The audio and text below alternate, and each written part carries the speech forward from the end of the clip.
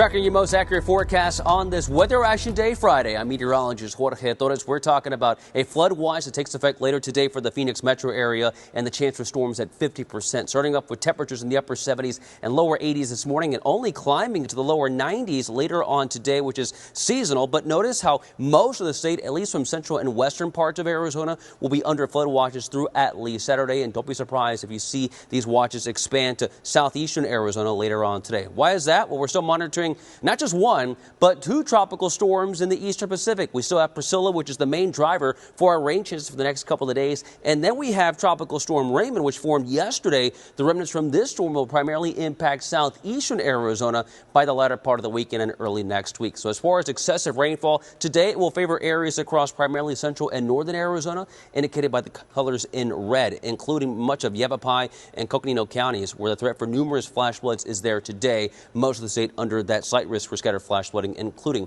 much of the valley. And then we see that rain threat favor areas farther to the east on Saturday, including the valley, Tucson, and southeastern parts of State 48. Futurecasts for the next couple of days showing wave after wave of rain. This particular computer model is holding on to a little lull in storm activity for the metro, favoring areas in central and northern Arizona throughout the morning. Then by midday, we'll still see most of the storm activity from essentially southwestern parts of the state all the way toward the high country. And then by rush hour this afternoon, we see the waves of showers and thunderstorms moving in from the south, and it will be relentless, on again, off again, kind of like what we saw last night through at least, we're going to say midday Saturday, and we could even see a few stronger storms as the main storm system moves to the east as dry air begins to move in from the west. So storm chances from now through at least Sunday will be as high as 50 to 60%, with rainfall amounts anywhere from an inch to an inch and a half with some of these storms. And then we start to slowly dry out by early next week, with rain chances out of the forecast by Wednesday and Thursday. Highs today will generally be in the low to mid 90s. A few areas that get a little more clear and could be